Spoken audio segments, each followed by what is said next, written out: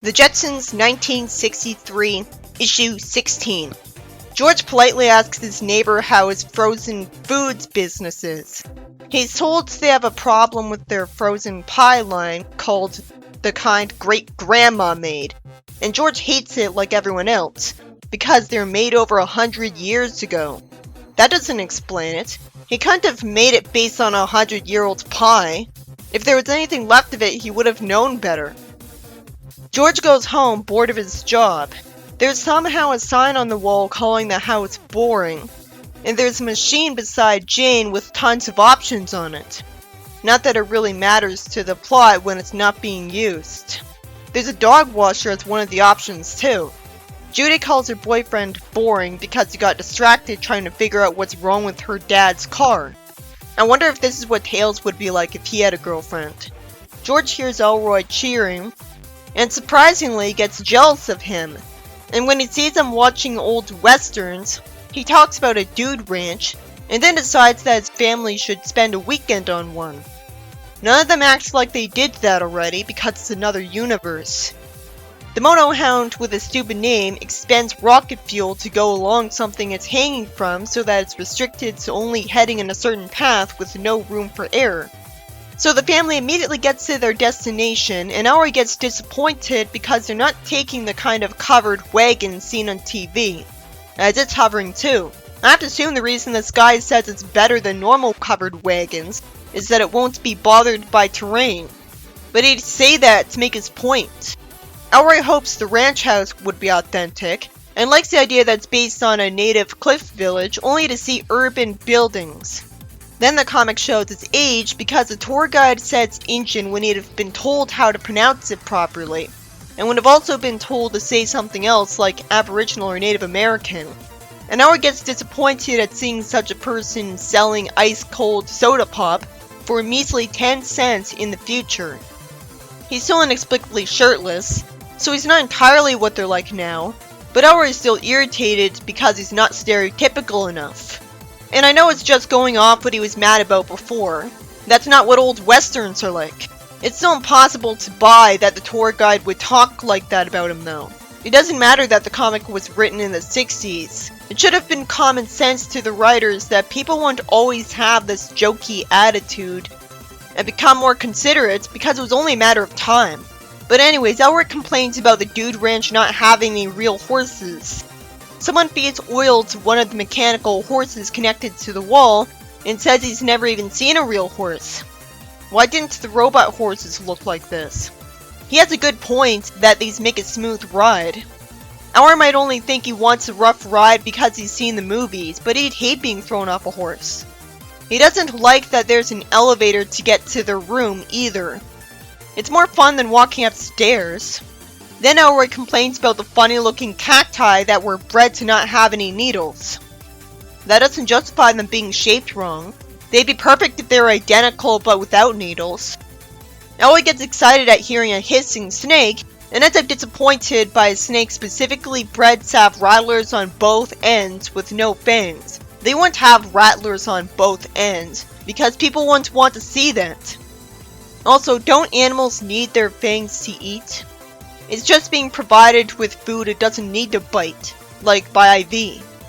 At least it's not dangerous, but at that point it'd be better to just get robot snakes identical to real ones that are programmed not to bite people, which probably would be less expensive. Same goes for the horses, which could be made to look just like real ones instead of obvious hovering jet horses. So Jane and George appreciate their jet horse ride. And Jane's happy that her daughter is being impressed by a guy with the rocket-powered automatic lasso he's spinning around. As if it takes that much talent. Elroy sees a sign warning him about the Badlands and gets warned to be careful, and then he's told a blatant lie that a jet horse can't travel over the rugged terrain in there, even though the entire reason it needed to be made to hover would be that it could go over any terrain. So what he has to mean is that jet horses aren't allowed to. He says, "You guys have ruined the good old West of TV." They're also keeping the customers safe. It's a pretty pointless excuse for a dude ranch, barely appealing to fans of old westerns who are the main people who'd want to go here. But these guys have believable excuses for how they do things. Still, George should have researched how this place would be before going here as a favor to Elroy. But apparently he didn't care as long as most of his family and him liked it. Then for no reason, the jet horses throw everyone off them and everything is conked out, including an acoustic guitar that must be wireless somehow. Judy's new boyfriend complains that it has to be electronic interference, and the tour guide thinks there's a powerful electromagnetic machine operating nearby.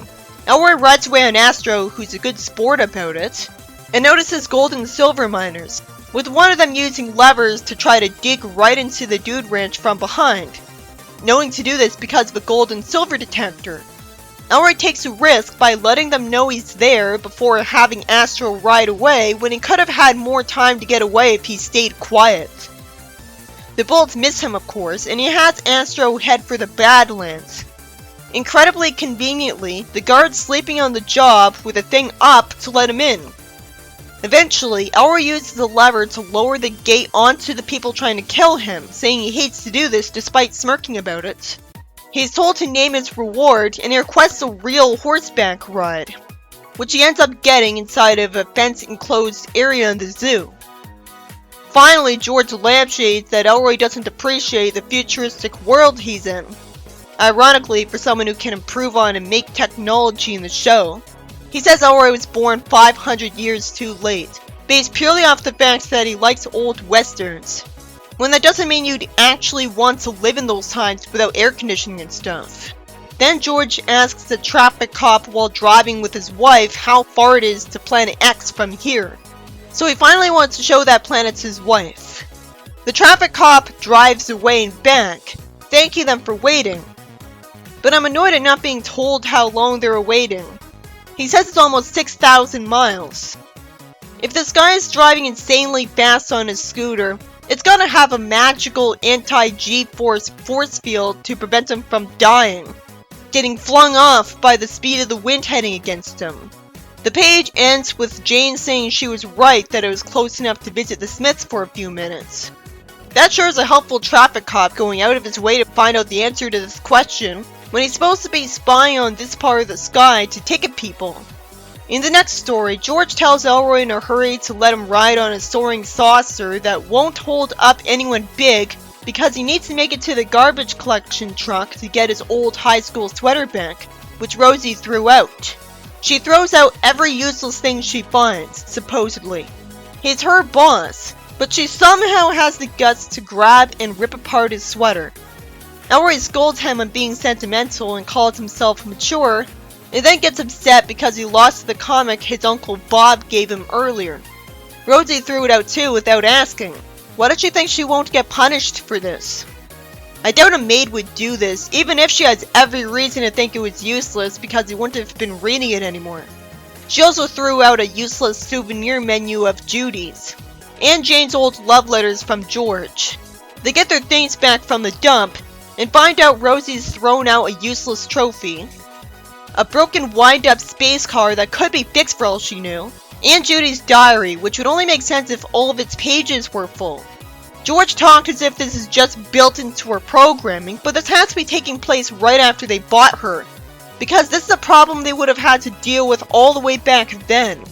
Otherwise, I'm wondering why it took so long and wondering if she's glitching up. So Rosie gets thrown in the trash for being inconsiderate. The family cries and gets called by the dump director, who knew their phone number because yellow pages. It turns out Rosie's throwing everything in the dump out of the dump depot. Why is she bothering? She knows she's in the dump already. She's called heartless, and the family plans on taking her to the robot research lab to get her a heart that was conveniently just built but not tested. Since when has Rosie been heartless? Why did she nag any of the family then? Why was this only just built instead of being standard? She ends up hugging the person who gave her a heart, hugging the whole family who appreciates it, and telling them they can collect all the sentimental stuff they want. Then she plans on going to the dump to retrieve some blatantly useless garbage from her past, which they don't approve of, driving home that she wasn't entirely wrong. In the next story, George enjoys watching Candid Camera and gets told to buy stuff for Jane. And there's way too obvious foreshadowing that he might end up on the show. He parks near a television truck and decides to prepare himself for anything unusual just in case. I wonder if it'll turn out he's just being paranoid then. Because he has no reason to think a camera's under the sign and the perfume has a microphone.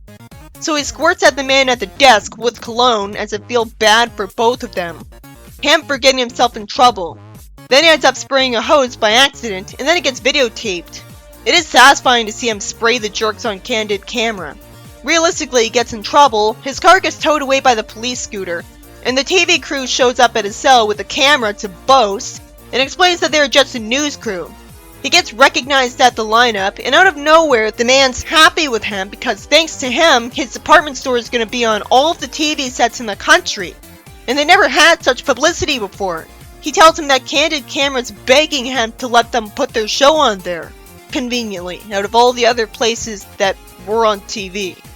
So he tells George that anything in the store is his for free, and he thanks him for warning him for being an idiot. But since he did get bothered by the police, which is punishment as it is, I'm sure he's still going to get punished by them after he goes home. And he only acted that way because of a mistaken assumption, so it's so relief to see him get some nice treatment.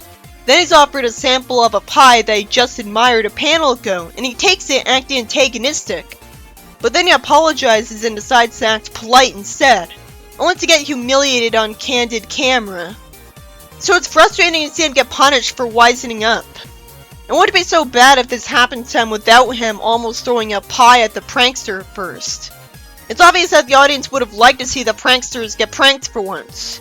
And then Elroy throws a jet ball for Astro and ends up being charged for the taxi Astro sat in. And the fact that Astro can talk is the only reason it makes sense that the taxi driver knew where to go find him. This was smart of Astro at least. The Jetsons 1963, issue 17.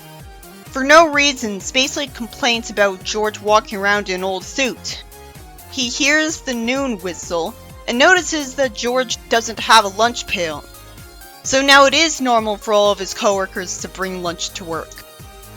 Spacely tells him to stop it and he says he's hungry and he figures out George is hinting for a raise.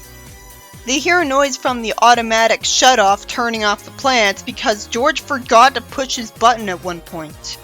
Spacely says he has to start up the whole factory again by hand. Why doesn't he tell George to do it? He demotes George to the alloy mixing room, where he shovels from a pile of badly named stuff to strengthen the molten sprockets. He says no robot would lower itself to do this job. There's no reason robots would be programmed to be like that. The whole point would be that they'd do any job. Why would they have that kind of free will when they could make robots to do this? Since he thinks it smells awful, it really would be something a robot would do. George sees an explosion that creates a hole in the roof because he put too much stuff in the vent. Which is obviously Spacely's fault because he wouldn't have done that if he had been given clear paper instructions on how much is too much. And besides, he's new at the job. Spacely gets given an idea of what to do with the bad employee, gives someone a raise for it, and decides to promote George to kick him upstairs. He makes him an interplanetary sprocket salesman and sends him on a rocket ship to Mars with an order to never return until he's sold all of the sprockets. And they know he'll never do it because the Martians hate sprockets. It's at least unique to portray only the humans in a sci-fi universe as advanced. It seems like every other sci-fi series portrays the aliens as more advanced than the humans, and it got tiring. This has to be another universe from the one where George had the exact same job and succeeded, or he'd know better. The jerk who didn't simply tell Spacely to fire George says George has a year's supply of food. And Spacely stupidly says it's worth the raise to have him out of his hair. What idiot would do this instead of firing him? George is excited to approach the so-called Mars, and complains that it's weird that he doesn't see any dwellings on it. That's definitely weird, because I know he's tried to be a door-to-door salesman there. He leaves the spaceship and says the planet's covered with little mountains and seems familiar. He knocks on one, and someone says they don't want any. Apparently this is another universe where he never visited Mars and has no knowledge of it. None of them see a point to getting his sprockets. All the doors slam on George, and he tries to advertise to someone with a shovel and no door, so he gets the dirt thrown at him. And by a huge coincidence, it's the exact same thing he was shoveling before. He wants to get the taste out of his mouth, so he goes over to his rocket ship for lunch. I wonder if he'll end up having to sell food to them, but still, they won't be selling the sprockets. The aliens see him eating from behind his window, and one of them explains that their poor soil doesn't allow for good food. One of them suggests selling them some food. Spacely surprised to see George land the spaceship in front of his workplace and sees millions of dollars worth of the stuff George had been shoveling, which he got because the Martians don't want it. George explains why none of the other salesmen who went to Mars ever discovered that. They didn't know what they were looking at because they hadn't suffered like he had.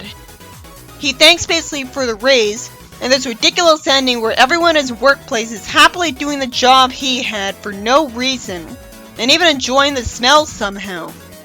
In the next story, George finds out Elroy's got studying to do for a test about nature, so now he's gonna get the dumb idea to try to show him nature on a fishing trip with him when there's really no guarantee that he'll be able to teach him the same things the book will. It's frustrating that he keeps interrupting him. A falcon's able to crack the air dome of George's car just by flying into it, when you'd think the dome of a spaceship would be built better than that. George fixes their ship. It's called a ship now. He fixes the roof and somehow manages to slam a part of the car in his hand, so Elroy bandages it, and points out some fresh bear tracks. Somehow, George insists that they're old tracks with no evidence, making it way too obvious that he'll have to deal with the bear. He even laughs and ignores him when he says he heard noises. And he doesn't believe him when he says he saw the bear cubs himself. It's always extremely horrible writing to make a character this stupid. It took way too long to have George run from the bear. He jumps into the water, with the bear miraculously ignoring them somehow. He ends up getting saved by Elroy, says he lost his fishing rod, and when Elroy protests, he interrupts him again for no reason. He walks off a cliff by accident because what he thought were small trees were the tops of tall trees. So Elroy pulls him up with some rope. Let me guess. The plant George got was poison ivy, because it's always poison ivy. He says he'll fix his scratched knee and gets complimented for it. Go figure, it was poison ivy, and Elroy knows how to help him. He advises him to see a doctor and gets apologized to for not preparing him better for his test. Jane tells Elroy to play in the yard on the other side of the house because the noise is annoying George when he's resting.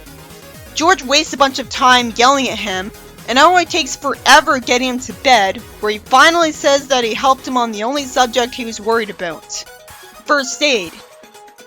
In the next story, Jane panics George by throwing something away without going over it with him first, and he ends up getting the box and a string, and he says the candy box is just what he needs to store the bits of string he's been saving to add to his ball of string, which is used to tie up bundles of tinfoil he finds.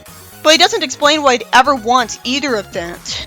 At this point, they really could use Rosie throwing stuff away. Because Jane mentions tinfoil, somehow Rosie thinks she's doing her Christmas wrapping early. Rosie gets exposition and lampshades it, and reassures Jane that it's just a hobby. Jane says he risks his life for it, and we see him risk taking a fall off his apartment building for some string in a car. Why's it there? This isn't being Homer Simpson. Rosie drives Jane to a doctor in the hopes of curing George. She says he cured her of a habit she had no reason to start. Jane thanks him for agreeing to conveniently do a house visit for George in the 2060s. Elroy throws some string off the porch in front of George, which he must have done on purpose because he'd know he wants string by now. The doctor saves him and eventually shows him a bird and calls him a bully for hoarding string that it wants for its nest. Because apparently all nests are made of man-made string in the future, not sticks or straw. Or more likely, city birds need strings but not other birds. George ends up running off sadly with his tinfoil and string. Jane thanks the doctor as Rosie says he tossed them out the back door. But since it's not the end of the story yet, I'm expecting them to be disappointed. For no reason, the doctor refuses money for this. I wonder if he has a problem too. George fails to remember the doctor's name and says he only met him once, which confuses them because they thought otherwise. So now I'm wondering why they did. Predictably, he has a hoarding problem too. He's a member of that string collector club, and he's seen running off with George's collection. That was a weird surprise. It seems like it wouldn't happen in real life, but it might. It's just extremely unlikely. The first story was about Elroy hating a futuristic dude ranch because it's nothing like the old westerns he likes for the purpose of safety. And they're missing the point of westerns is even further justified because most of Elroy's family still likes it. But at the same time, you can sympathize with Elroy. Eventually the technology conks out because of electronic interference from some people who naturally want the gold and silver just sitting there under the dude ranch, not helping anybody. But they still cross the line trying to kill Elroy for wanting to tattle on them for no reason instead of just getting out of here. They were idiots for doing this during the day instead of at midnight when no one would bother them. But I assume the idea is that if they succeeded, they'd destroy the dude ranch with their digging. Maybe making the ground cave in and having the dude ranch fall into a hole. Because they'd be too stupid to leave pillars to support a wall. But surely gold and silver being sold to people and made into tons of useful things, as well as jewelry that makes people happy, would do far more good for humanity than a luxury getaway place that disappoints some people. You'd think if Elroy hated this place and is selfish constantly, he'd tell his family to go home instead and let it get destroyed. But instead he does a 180 for no reason. The second story has Rosie throw out a lot of stuff that's only got sentimental value because she's a robot, when you'd think she'd know better than to upset her bosses, and end up get rejected by the dump too for something she wouldn't waste time doing. And she gets given a robot heart that you'd think every robot would already have as a part of the programming their CPU. She had a good point, but it was confusing that she wasn't glitching out as an excuse for why she was doing this. And the third story has George bully a clerk at a cosmetics store because he thinks he's on candid camera, get put in jail just to be rewarded for putting the store on the news, and then he ends the story getting humiliated on the show anyways, when we would have wanted to see him give the pranksters on it some karma. It was so cringeworthy to see him bother the clerk that I read it faster than normal to get past it and wished it was done faster. So the only nice part of the story is learning that what he did had some good result from it, and he got something free for his trouble, because him being put in jail for an honest mistake was miserable to see. The first story is about George getting himself demoted to a job he immediately fumbles at because he somehow wasn't given instructions on how much is too much to add to the sprocket pool, and somehow, instead of basically firing him, he subtly banishes him by making him a salesman on a pre-industrial planet that's nothing like Mars. But I already explained that magic makes this kind of thing possible, or it's not even our Mars. He ends up coming back early because the Martians wanted to eat his lunches, and he had them give them the stuff he was shoveling earlier for it. You'd think the Earthlings would have already had a Mars rover discover what the stuff was made of a long time ago. And since these people don't see the need for sprockets, the Earthlings would wipe the floor with them in a war, so they'd have known they could easily get stuff from this place. George wouldn't get to see any of this stuff. The second story, where George takes Elroy on a nature outing to help him study, was frustrating because he was somehow not letting Elroy talk when he clearly knew stuff he didn't. He constantly gets punished for it at least.